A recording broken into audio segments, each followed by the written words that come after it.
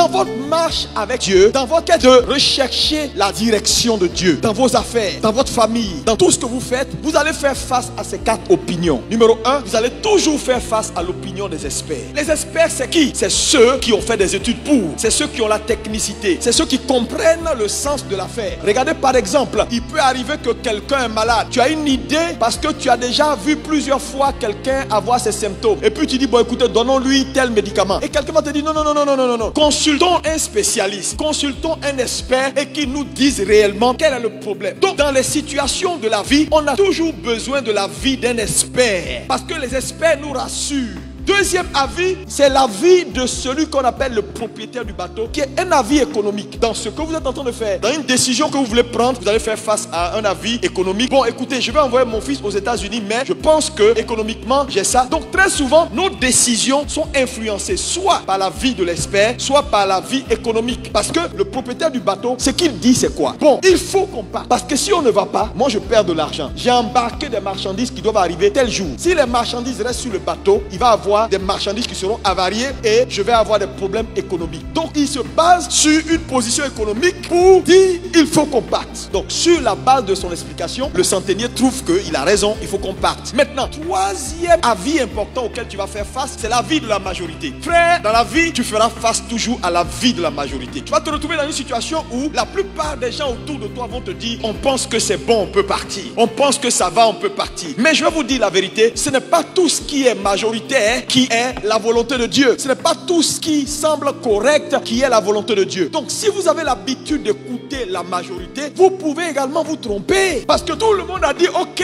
il faut qu'on parte. Est-ce que c'est parce que tout le monde a dit ok que c'est ok? Ensuite, il y a le quatrième avis qui est l'avis du bon sens. Le bon sens c'est quoi? On observe par exemple, on doit voyager. Et puis on regarde le soleil est là, il n'y a pas de pluie, il n'y a rien, tout est bien, la météo est correcte, il n'y a pas de vent contraire. Et selon le bon sens, la situation atmosphérique nous permet de voyager. Ça c'est le bon sens. Mais regardez, il décide donc de voyager. Maintenant, l'apôtre Paul émet un cinquième avis qui n'est pas commun, qui est un avis qui n'a pas d'élément d'expertise. L'avis de Paul n'a pas d'élément d'explication. Il dit simplement au centenier, moi je perçois. Tout le monde explique pour lui. Tout le monde dit A, B, C, D. Lui il vient et puis il dit, je sens dans mon esprit. Mon ami, tu es un illuminé. Qui va écouter un tel personnage?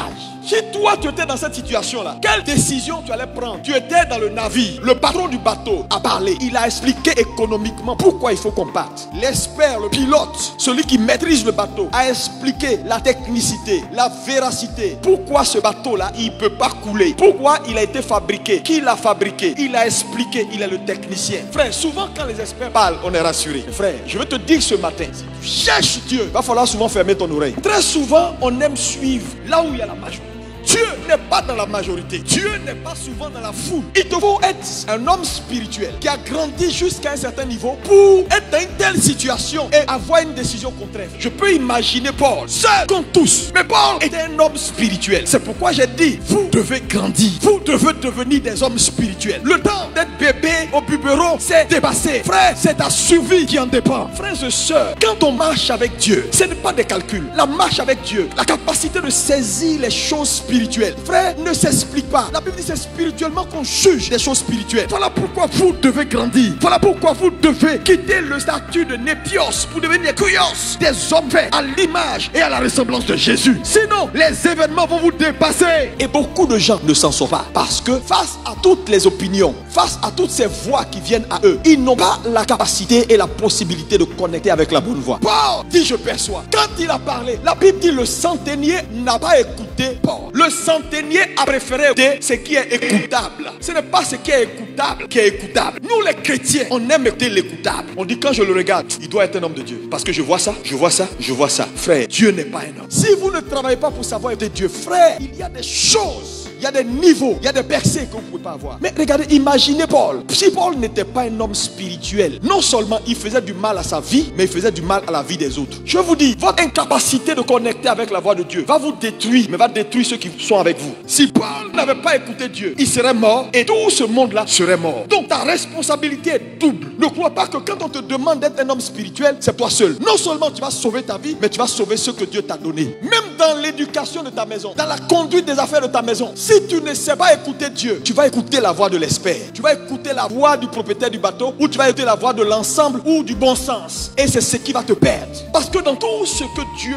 fait, Dieu a une voix quelque part. Quand vous voyez quelqu'un, un chrétien, un enfant de Dieu subir une calamité, Dieu a parlé, il n'a pas compris. Parce qu'un Dieu qui n'est pas capable d'avertir, il y a problème. Mais je le connais, Dieu va t'avertir. La prière ne fait pas tout. Il y a des choses que la prière va régler. Parce que je vois certains chrétiens qui disent, on va bombarder. Il y a attaco, il n'y a pas attaco. Quand on finit de bombarder, c'est fini. Il y a des choses que la prière règle. Que tu veilles, que tu dormes, que tu sois là, que tu ne saches pas. Il y a des choses que la prière va régler. Mais il y a d'autres choses que c'est seulement la voix de Dieu dans ton esprit qui peut régler. Mais il y a d'autres, c'est ta capacité à prendre des mesures qui règlent ça. C'est pourquoi c'est bon de prier. Mais la prière ne fera pas tout. Il y a des choses, Dieu va te dire, n'avance pas là-bas. Il faut passer à droite, ne va pas à gauche. Frère, passer à droite, c'est sa voix seule. Ta capacité à connecter avec sa voix qui va te sauver là. Tu dis pas non, j'ai prié il y a longtemps, j'ai bombardé. Donc même si je dois aller à droite, la prière va prendre mes deux pieds pour dire, allez, va à droite. Non, frère, là, il faut entendre. Parce que je vois des gens qui sont là et puis ils ont l'impression que c'est optionnel. Ce que le pasteur dit est une option. On peut ne pas entendre Dieu, mais on peut bombarder et puis Dieu règle les choses devant nous. C'est pas vrai. Il y a des choses que Dieu va régler. Dieu n'a pas besoin de toi. Il va faire certaines choses. Il y a des combats que Dieu fait, tu vois pas. Mais il y a d'autres,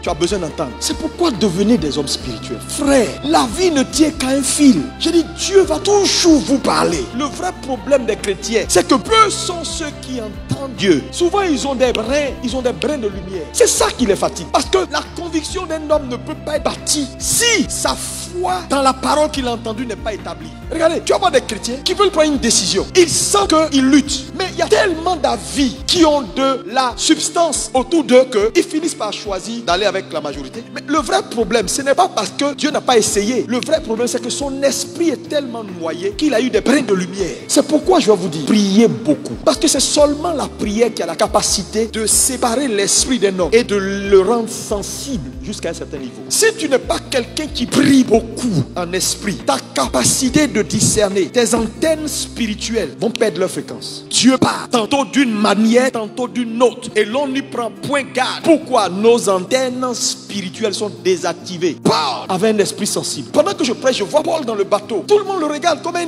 illuminé. Un gars qui ne sait pas ce qu'il veut. Tout le monde dit c'est bon. Lui dit non, je perçois. Le bateau ne va pas subsister. Personne ne l'a écouté. La preuve, la Bible dit quand ils ont vu que le temps était bon, ils ont levé l'ancre. Ma prière pour toi ce matin, Dieu ouvre tes yeux et Dieu fasse aux différentes voix et aux opinions de la vie, que la voix de l'Éternel soit la priorité pour toi au nom de Jésus. Je déclare, tu ne vas pas te tromper au nom de Jésus.